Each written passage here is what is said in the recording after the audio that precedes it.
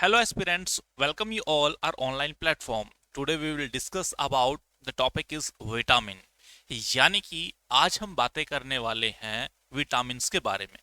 Vitamin हमारी जिंदगी में किस तरीके से इंपॉर्टेंट हो जाते हैं, क्या रोल रहता है विटामिन का और किस तरीके से हम विटामिन्स की पूर्ति कर सकते हैं, उन सभी बातों के बारे में हम यहाँ पे बातें करने वाले हैं आज इस विटामिन्स की क्लास के अंदर। सबसे पहले बात यह आती है कि जो विटामिन है वो किसके द्वारा डिस्कवर किए गए, कब डिस्कवर किए गए और विटामिन आपके होते क्या हैं, उनके बारे में हम यहाँ पे बातें कर लेते हैं। तो चलिएगा, आज हम बातें करेंगे हमारे प्यारे से टॉपिक विटामिन के बारे में। तो देखिएगा, यहाँ पे अगर मैं बातें करूं, सबसे पहले हम देखते हैं जी विटामिन्स। विटामिन्स, ठीक है। सबसे पहली बात यह आती है कि जो विटामिन है ये किसके द्वारा डिस्कवर किए गए, यानी कि डिस्कवर्ड बाय।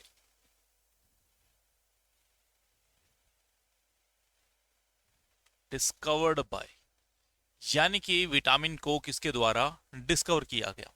तो देखिएगा, यहाँ पे एक बहुत अच्छा नाम आता है हमारे अंकल का, जिनका नाम है काश्मीर फंक। फंक के द्वारा 1912 के अंदर इनको डिस्कवर किया गया। क्लियर है। तो जब कभी भी नाम आता है विटामिन्स का कि विटामिन्स किसके द्वारा डिस्कवर किए गए, तो आप बखूबी यहाँ पे बोल दोगे कि सर विटामिन आपके डिस्कवर किए गए काश्मीर फंक के द्वारा। अब बात यहाँ पे आती है कि काश्मीर फंक ने जो विटामिन्स है इनको कितने टाइप्स के अंदर डिवाइड कर दिया है। तो चलिए हम देख लेते हैं यहाँ पे, यानी कि काश्मीर फंक के द्वारा विटामिन्स को कितने टाइप के अंदर डिवाइड किया गया। ठीक है, यानी कि types of vitamins. Types of vitamin, basically vitamin को दो टाइप के अंदर डिवाइड किया गया काश्मीर फंक के द्वारा। ये हो जाएंगे हमारे, एक रहेगा आपका फैट सॉल्युबल, फैट सॉल्युबल, और दूसरा रहेगा आपका वाटर सॉल्युबल, वाटर सॉल्युबल। एक रहेगा फैट सॉल्युबल, दूसरा रहेगा हमारा वाटर सॉल्युबल। क्लियर है। अगर हम यहाँ पे बातें करें फैट सॉल्युबल, तो आप यहाँ पे कह दोगे यानी कि वसा में घुलनशील, वसा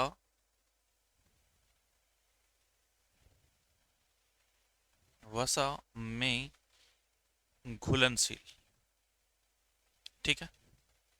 अच्छा, दूसरा वाटर सॉल्युबल यानी कि पानी में घुलनशील, पानी में घुलनशील। ठीक है, ये हम इस तरीके से देखने का काम यहाँ पे करते हैं।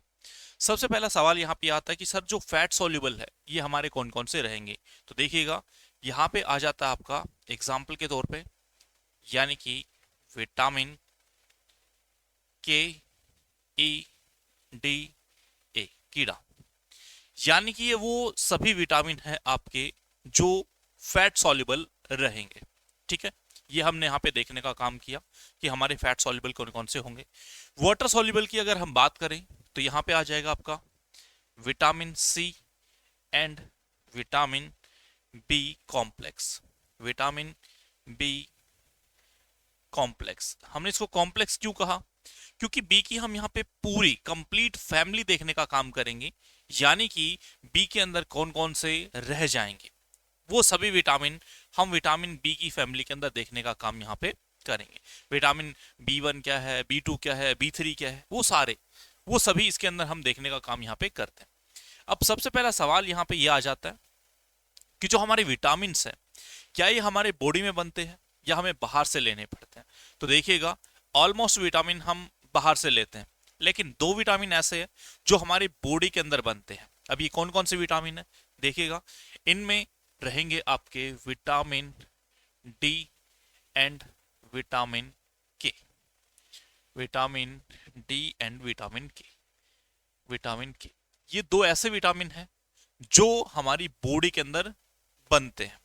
क्लियर है। इनको हम बाहर से भी ले सकते हैं, लेकिन ये बॉडी में क्या है हमारे बन जाते हैं। देखिएगा, सबसे पहले हम बात करते हैं विटामिन डी की। विटामिन डी आपको कहां से मिलेगा, ये मिलेगा आपको सनलाइट से।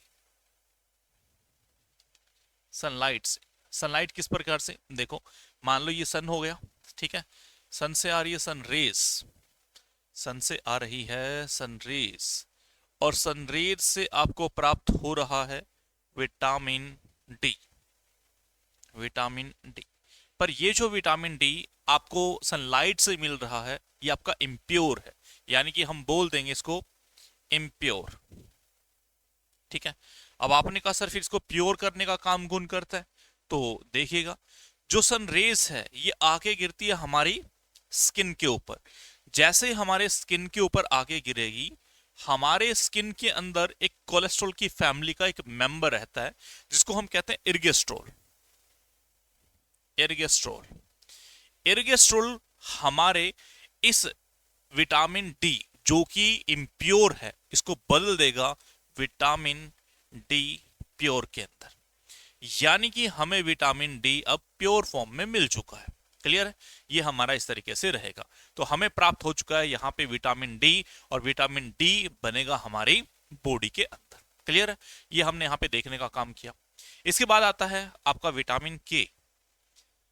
तो देखिएगा विटामिन के आपको प्राप्त होता है आपके लार्ज इंटेस्टाइन से। लार्ज इंटेस्टाइन यानी कि आपकी बड़ी आंत। बड़ी आंत के अंदर एक पार्ट है, बड़ी आंत के आपके 3 पार्ट होते हैं। सबसे पहला इसके अंदर सीकम, कोलन और रेक्टम। जो पहला पार्ट है सीकम, मैंने क्या कहा, जो सबसे पहला पार्ट है सीकम। सीकम के अंदर आपको देखने के लिए मिलते हैं बैक्टीरिया। बैक्टीरिया, बैक्टीरिया यानी कि जीवाणु। बैक्टीरिया यानी कि जीवाणु, और जीवाणु भी मैंने बताया आपको इसके अंदर कि यानी कि जो जीवाणु है इनका नाम होता है ई कोलाई, और पूरा नाम होता है इनका एस्चेरिशिया कोलाई, और इनकी कम से कम भी 600 प्रकार की प्रजातियां हमें देखने के लिए मिलती है। यहाँ पे आपके बैक्टीरिया 600 नहीं होते हैं, मैंने कहा प्रजातियां, बैक्टीरिया तो करोड़ों होंगे। अब ये जो बैक्टीरिया है ये निर्माण करेंगे विटामिन के का। क्लियर है, ये विटामिन के को बनाने का काम करेंगे। जैसे ही विटामिन के आपका सीकम वाले पोर्शन के अंदर बन जाता है, इसके बाद बनने के बाद ये चला जाता है आपके लीवर के अंदर। यानी कि आप लोगों से सवाल किया जा सकता है कि आपका विटामिन के बॉडी के अंदर कहां पे स्टोर्ड रहता है, तो आपका जवाब रहेगा कि सर लीवर के अंदर। तो हमने यहां पे देखा कि 2 विटामिन आपके ऐसे हैं जो आपके बॉडी के अंदर बनते हैं, बाकी सभी विटामिन हमें बाहर से लेने पड़ते हैं। विटामिन डी और विटामिन के भी हम बाहर से ले सकते हैं, पर ये हमारे बॉडी के अंदर भी बन जाते हैं। क्लियर, ये हमने इस तरीके से देखने का काम किया। अब सवाल यहां पे आता है कि जो विटामिन है ये हमारी बॉडी में डाइजेस्ट होते हैं या एब्जॉर्ब होते हैं। ये भी एक बहुत बड़ा सवाल यहाँ पे बन जाता है, और आप लोगों से पूछा जाता है कि क्या हम विटामिन हमारी बॉडी में डाइजेस्ट होते हैं या फिर ये एब्जॉर्ब होते हैं। अब ध्यान से सुनिएगा, जो चीज आपकी बॉडी के अंदर डाइजेस्ट हो जाती है वो आपको एनर्जी देगी। तो यानी कि यहाँ पे एक सवाल और बन जाता है कि क्या विटामिन से आपको किसी प्रकार की कोई एनर्जी प्राप्त होती है। तो ये दूसरा सवाल यहाँ पे पैदा हो जाता है। तो ध्यान से सुनिएगा दोनों बातों को। क्लियर है, जितने भी मिनरल्स हैं और विटामिन है ये हमारी बॉडी के अंदर डाइजेस्ट नहीं होते हैं, हमारी बॉडी इनको एब्जॉर्ब करने का काम करती है। एग्जाम्पल के तौर पे अगर हम बातें करें, जो वाटर है, क्या वाटर हमारी बॉडी के अंदर डाइजेस्ट होता है या एब्जॉर्ब कर लिया जाता है। तो आप कहोगे सर डाइजेस्ट नहीं होता, बॉडी वाटर को एब्जॉर्ब करती है। क्यों? क्योंकि वाटर एक प्रकार का मिनरल्स है, और मिनरल्स कभी भी डाइजेस्ट नहीं होते, क्योंकि अगर डाइजेस्ट हो गए तो वो आपको एनर्जी देंगे। तो सवाल ये है कि क्या मिनरल्स आपको एनर्जी देने का काम कर रहे हैं, तो आप कहेंगे सर बिल्कुल भी नहीं, क्योंकि वाटर से हमें किसी प्रकार की कोई एनर्जी नहीं मिलती है। क्लियर है, अब सोच के देखो कि अगर वाटर से आपको एनर्जी मिल रही होती तो आपको कमाने की क्या जरूरत थी। अरे थी या नहीं थी? फिर बिल्कुल भी नहीं थी। अब मान के चलो कि कोई आपको लड़की देने के लिए और ये पूछ रहा है कि भाई कमाते क्या हो, तो आप उससे ये कहना कि कमाने की जरूरत क्या है, फुल पानी पिलाएंगे और फुल एनर्जेटिक रखेंगे, क्योंकि पानी से एनर्जी मिल रही है ना।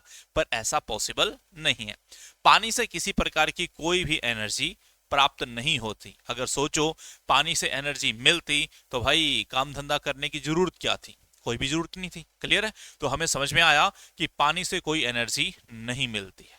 फिर सर पानी पी क्यों रहे, पानी हमारी बॉडी में काम क्या कर रहा है, तो ध्यान से सुनिएगा। पानी के तो वैसे बहुत सारे काम हैं। जैसे कि मैं बातें करूं कि हमारी जो बॉडी है वो 70 से 80% वाटर यानी कि पानी की ही बनी हुई है। क्लियर है। ये अगर पानी हमारी बॉडी के अंदर कम हो गया तो बॉडी में डिहाइड्रेशन हो जाएगा। डिहाइड्रेशन यानी कि सूखा पड़ जाएगा, पानी की कमी हो जाएगी। और पानी की अगर कमी हुई तो बॉडी के अंदर बहुत सारी अनगिनत बीमारियां लग जाएगी जो समस्या का कारण पैदा करेगी। क्लियर है। ये बात हमारी इस तरीके से रहेगी।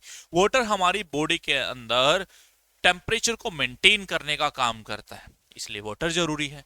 तो ये सारी चीजें हमारी बॉडी के अंदर जितने भी मिनरल्स है, विटामिन है, ये डाइजेस्ट नहीं हो रहे, ये सिर्फ एब्जॉर्ब किए जा रहे हैं। और अभी मैंने बताया कि जो चीज डाइजेस्ट होगी वो आपको एनर्जी देगी। क्लियर है।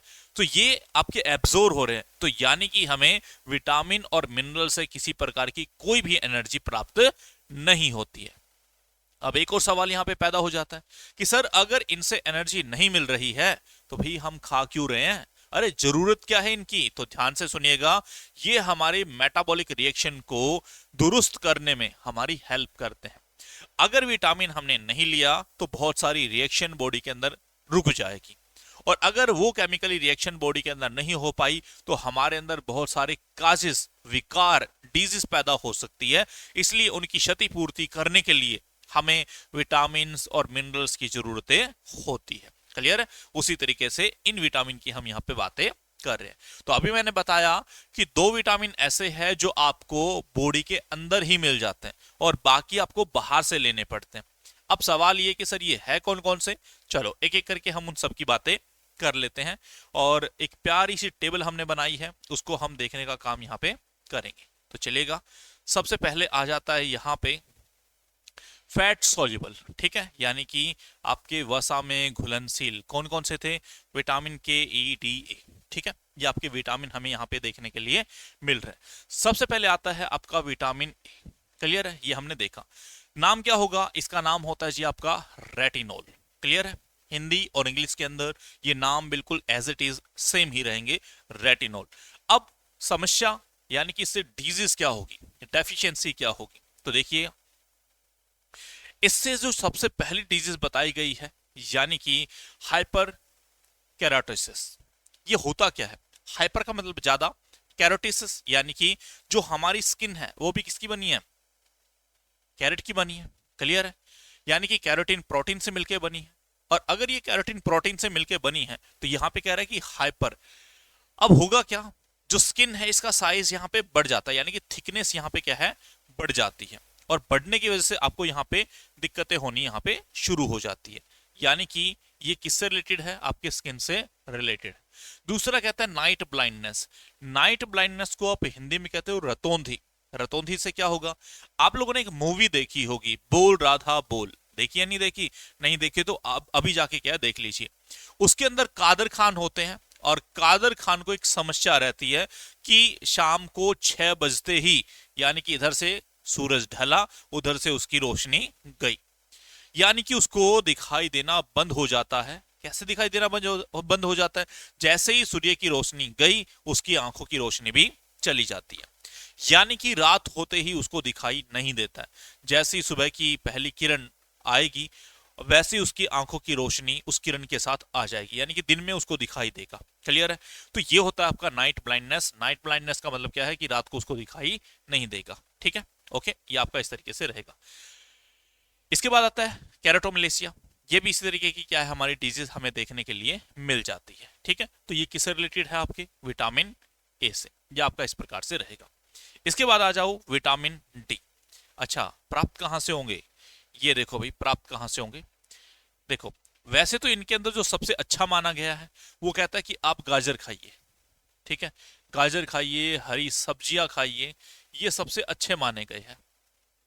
यहां से आपको जो विटामिन ए है प्रचुर मात्रा के अंदर मिल जाता है। उसके बाद भी अगर मैं बातें करूं तो मिल्क, मिल्क आप लोगों को पता होगा कि सभी विटामिन मिल्क के अंदर मिल जाते हैं, यानी कि मिल्क आपका संपूर्ण आहार हो जाता अगर मिल्क के अंदर आपको 2 चीजें और मिल जाती।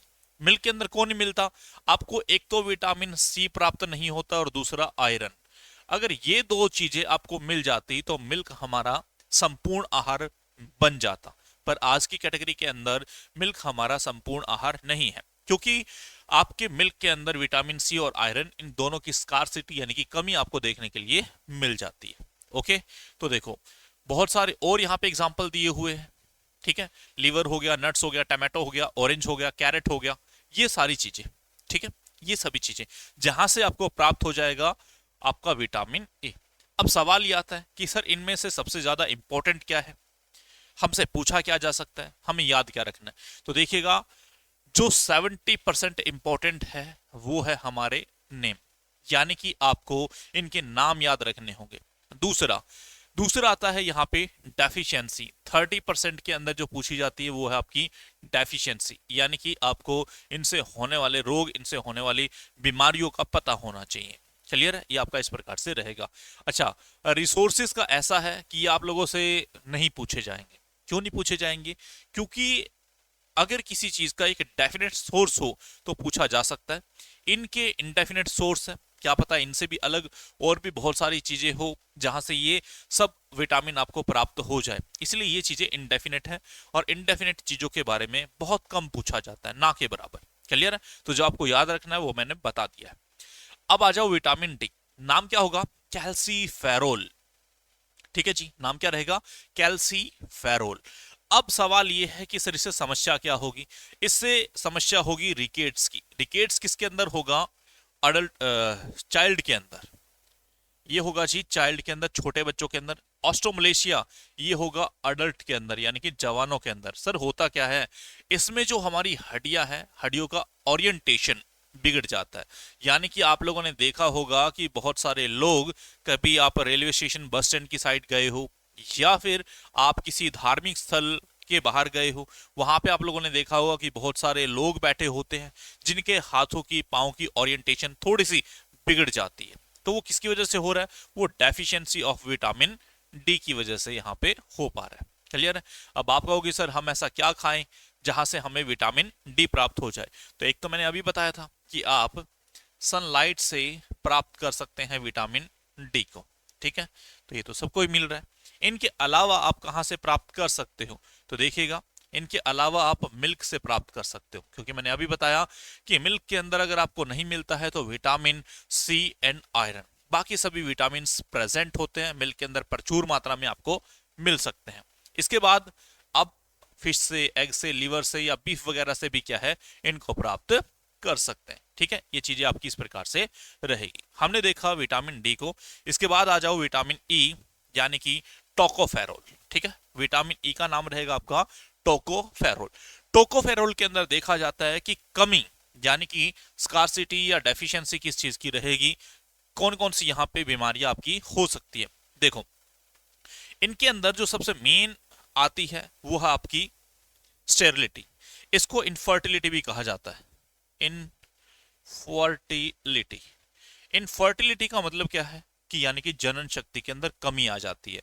मेल हो चाहे फीमेल हो, इनके अंदर इनफर्टिलिटी हमें देखने के लिए मिलती है। और इनफर्टिलिटी क्यों ना मिले, अभी हम इसके रिसोर्सेज की बातें करेंगे तो आप वहां पे देख पाओगे कि रीजन क्या है, किस वजह से इनके अंदर इनफर्टिलिटी का रेट जो है वो बढ़ता जा रहा है, क्या कारण है, चलो बातें करेंगे।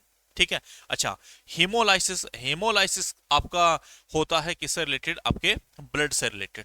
क्लियर है? अच्छा, हार्ट प्रॉब्लम, ठीक है, तो हार्ट प्रॉब्लम भी आपको क्या यहाँ पे देखने के लिए मिल जाती है। ये सभी कहां से हो रही है? आपके विटामिन ई से आपको दिक्कतें हो रही है।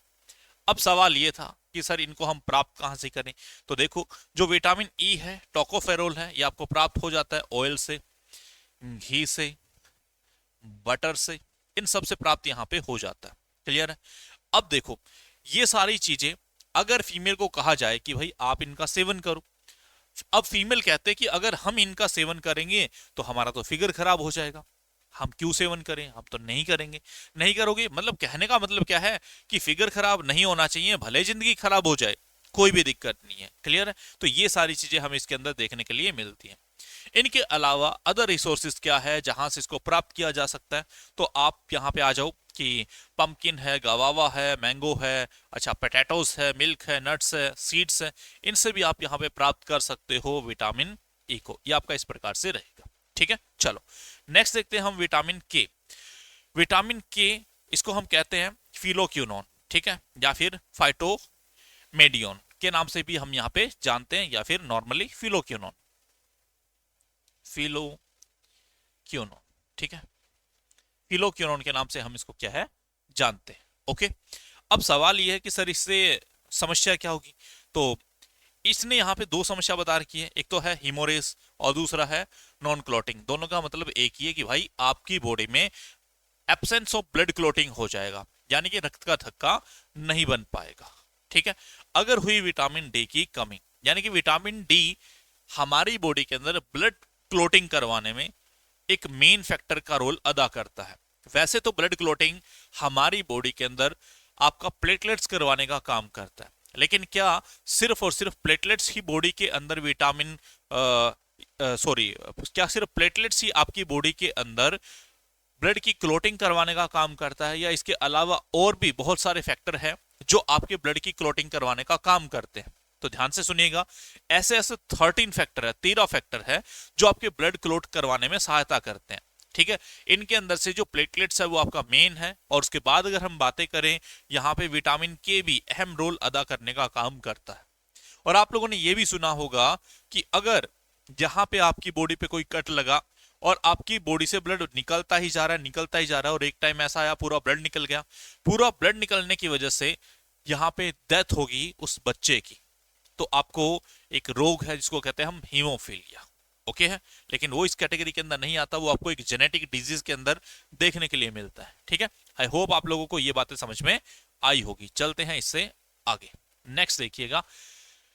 अब आ जाते हैं हमारे वाटर सॉल्युबल।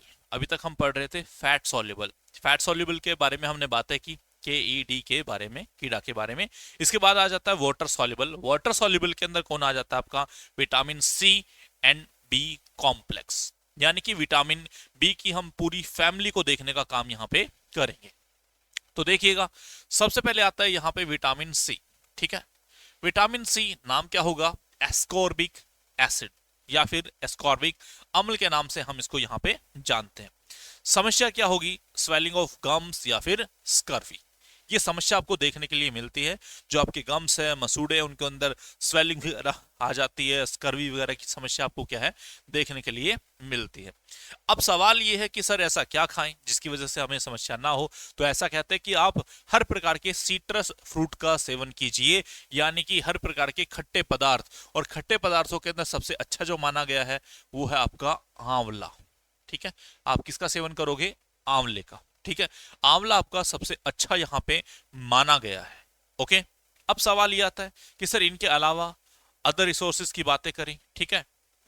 तो ये कहता है कि ब्रोकोली हो गया, स्वीट पोटैटो हो गया, पाइनएप्पल हो गया, ठीक है, और भी बहुत सारे प्रोडक्ट यहाँ पे आपको बताए गए हैं फ्रूट वगैरह के अंदर, तो आप इनका भी सेवन कर सकते हैं। पर नॉर्मली बात आती है कि जितना हो सकता है आप सिट्रस फ्रूट लीजिए, क्लियर है। ये इनके अंदर भी बहुत सारे मोस्टली जो सिट्रस फ्रूट है वो आपके बता दिए गए, ठीक है। चलो आगे देखने का काम करते हैं। अब आता है आपका विटामिन बी, जिसको थायमिन के नाम से हम यहाँ पे जानते हैं। सवाल ये आता है कि सर थायमिन की वजह से आपको रोग क्या होगा। रोग होता है जी यहाँ पे बेरी बेरी, बेरी बेरी। आपने कहा कि सर इस बेरी बेरी का मतलब क्या होता है। बेरी बेरी का मतलब होता है हाथ और पांव के अंदर सोजन, हाथ और पांव में सूजन, ठीक है, सोई आ जाती है, सूजन आ जाती है, स्वेलिंग आ जाती है, ठीक है।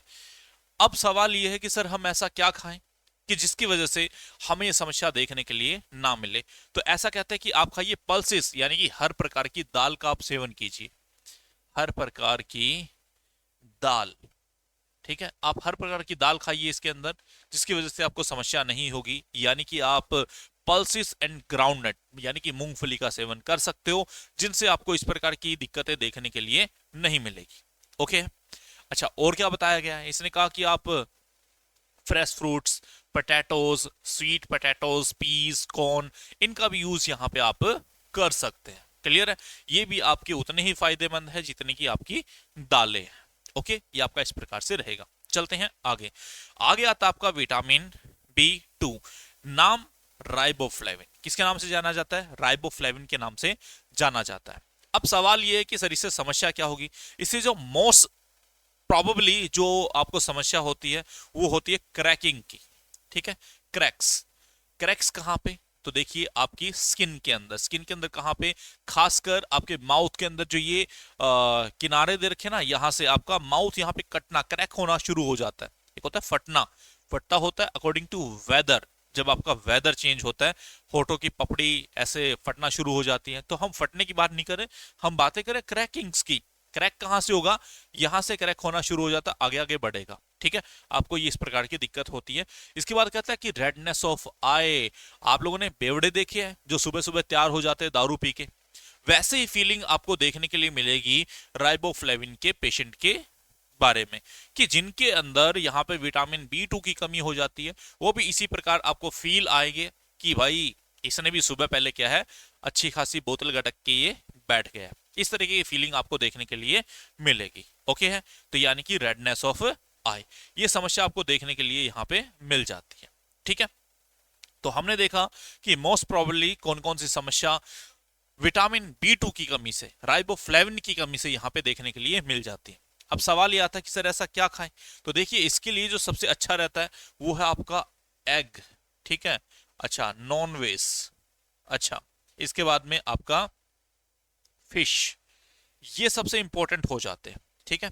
इसके बाद अगर आप नॉर्मल चीजों के अंदर बातें करें तो कहते हैं सोयाबीन भी बहुत ज्यादा अच्छा है, ठीक है। यहां से भी आपको अच्छा खासा प्रोटीन प्राप्त हो जाता है, ठीक है। तो आप सोयाबीन का भी यूज यहाँ पे कर सकते हो, ठीक है। और बाकी सारी चीजें, ठीक है, ये आपका इस तरीके से रहेगा। क्लियर है?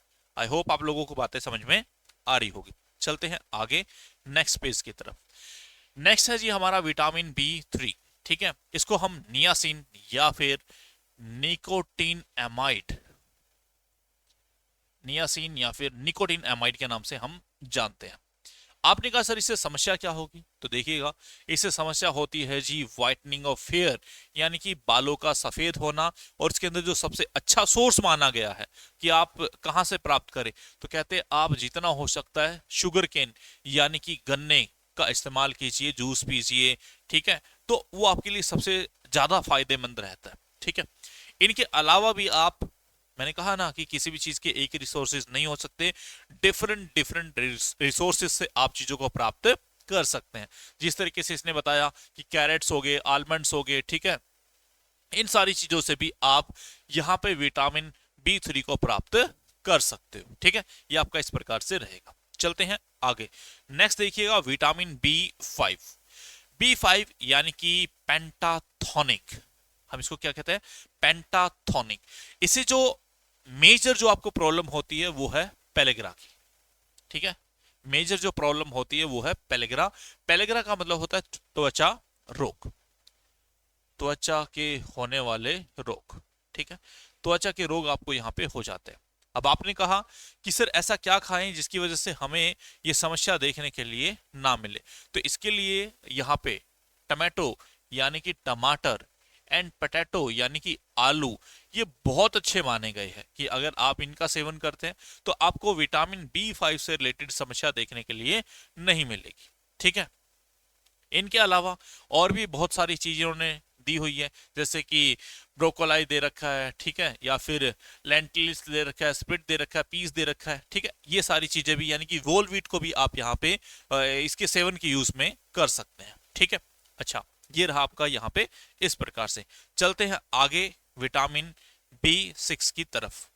बी6 यानी कि नाम होगा पायरिडॉक्सिन, बी6 यानी कि पायरिडॉक्सिन। आपने कहा कि सर पायरिडॉक्सिन किस प्रकार से, ठीक है। तो इसके अंदर देखो कि हमें डिजीज यानी कि समस्या क्या देखने के लिए मिल जाती है, समस्या देखने के लिए मिलती है हमें एनीमिया की, एनीमिया। क्लियर है? अब आपने कहा सर कि ऐसा क्या खाएं, अच्छा एनीमिया क्या होता है इसको समझो एक बार। एनीमिया यहाँ पे आरबीसी की कमी की वजह से आपको एनीमिया नामक रोग हो जाता है। और एनीमिया होगा सिर्फ और सिर्फ फीमेल के अंदर, मेल के अंदर एनीमिया से रिलेटेड बीमारी आपको देखने के लिए नहीं मिलेगी, ये सिर्फ और सिर्फ फीमेल के अंदर देखने के लिए मिलेगी। रीजन क्या है आपको बहुत अच्छे से पता होगा। एनीमिया के अंदर यानी कि फीमेल की बॉडी के अंदर एक साइकिल चलता है जिसको हम कहते हैं मेंस्ट्रुअल साइकिल, जो 3 to 5 डेज का रहता है। इस बीच फीमेल की बॉडी के अंदर एक ओवम यानी कि एग मैच्योर होता है। अगर उस एग को स्पर्म फॉर्मेशन मिल जाती है तो वो जाइगोट की फॉर्मेशन में तब्दील हो जाता है। अगर उस ओवम को स्पर्म फॉर्मेशन नहीं मिल पाती तब वो टूटता है और टूट के बॉडी से रिलीज हो जाता है। जब वो टूटेगा और टूट के बॉडी से रिलीज हो जाएगा तब यहाँ पे कमी आ जाती है आरबीसी की। आरबीसी की कमी यानी कि खून की कमी, और आरबीसी यानी खून की कमी कहलाता है एनीमिया, और ये रोग होगा सिर्फ और सिर्फ फीमेल के अंदर। ठीक है, ये आपका इस प्रकार से रहेगा। अच्छा, रिसोर्सेज की अगर हम बातें करें कि यानी कि ऐसा क्या खाएं, तो इसको इसके लिए कहते हैं कि सेरल्स, सेरल्स कह दो या होल व्हीट कह दो। ठीक है, यानी कि हर प्रकार का अनाज, ये सबसे अच्छा माना गया है, हर प्रकार का अनाज। ठीक है, हर प्रकार के अनाज के अंदर क्या आ गया आपका, मोटा अनाज आ गया, नॉर्मल अनाज आ गया आपका, सभी फ्रूट्स आ गए आपके, सभी दलहन आ गई आपकी, ये सारी चीजें इसके अंदर आ जाती है। ठीक है, ये आपका इस प्रकार से रहेगा। चलते हैं आगे। इसके बाद है विटामिन B7। इसको विटामिन H के नाम से भी हम यहाँ पे जानते हैं। नाम क्या होगा, बायोटिन। ठीक है, नाम होगा बायोटिन या फिर विटामिन H। समस्या क्या होगी, ड्रमेटिस, ठीक है, या फिर एंट्रेटिस, या फिर फॉलिंग ऑफ हेयर। ड्रमेटिस की अगर हम बातें करें, या फिर एंट्रेटिस की हम बातें करें, या फिर फॉलिंग ऑफ हेयर की हम बातें करें, तो आप लोगों ने देखा होगा कि जैसे कि हेयर है, ठीक है, पीछे हमारे हेयर जो व्हाइट हो रहे थे, अभी ये सिर्फ और सिर्फ गिरने का काम कर रहे हैं। पीछे सिर्फ व्हाइट हो रहे थे, अब गिरने का काम कर रहे हैं। किसकी कमी से, ये आपका विटामिन B7 यानी कि बायोटिन की कमी से हमें देखने के लिए मिल जाते हैं। ठीक है, अब आपने कहा कि सर ऐसा क्या खाएं जिसकी वजह से हमें ये समस्या ना हो, तो कहते हैं कि आप जितना हो सकता है नॉनवेज, ठीक है, नॉनवेज, एग वगैरह, फिश वगैरह, आप इनका इस्तेमाल कीजिए तो आपको किसी प्रकार की समस्या आपको देखने के लिए नहीं मिलेगी। इसके बाद भी कुछ अदर रिसोर्सेज बताए गए, आप इनको भी यहाँ पे एक बार चेक कर सकते हैं, कोई दिक्कत नहीं। ठीक है, चलो देखते हैं आगे। विटामिन B9, नाम क्या होगा, फॉलिक एसिड। समस्या क्या रहती है, समस्या रहती है जी पैचेस की। पैचेस क्या होते हैं आपके, दस्त। ठीक है, यानी कि दस्त की समस्या आपको यहाँ पे देखने के लिए मिल सकती है। इसके लिए आप क्या खाएं, तो इसके लिए बताया गया है कि आप हर प्रकार की दाल खाइए, हर प्रकार की दाल। ठीक है, इसका सेवन आप कीजिए, जो आपके लिए सबसे ज्यादा फायदेमंद रहेगी, सबसे ज्यादा अच्छी रहेगी। ठीक है, इनके अलावा इन्होंने बताया है कि जैसे कि ग्रीन लीफ ऑफ वेजिटेबल, जैसे कि भाई आप हरा साग खाते हो, आप उनका इस्तेमाल कीजिए। ठीक है, तो वो भी आपके लिए सबसे ज्यादा फायदेमंद रहेंगे। ठीक है, चलो आगे देखो। विटामिन B12, नाम क्या है, साइनोकोबालामिन।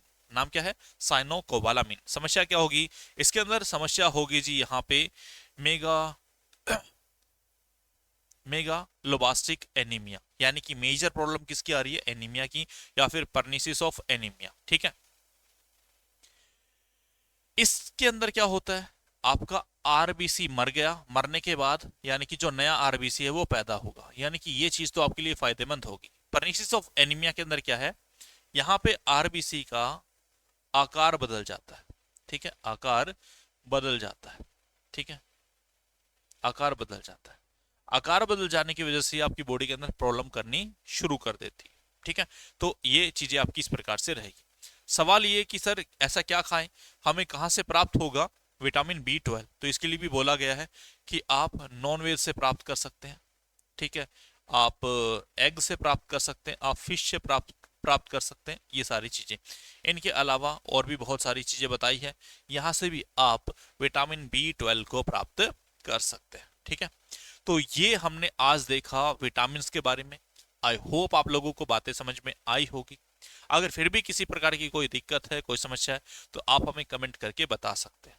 ओके, तो मिलते हैं आप लोगों से बहुत जल्दी एक और नई क्लास के साथ में। आज के लिए इतना ही। Thank you, thanks a lot, Radhe Radhe.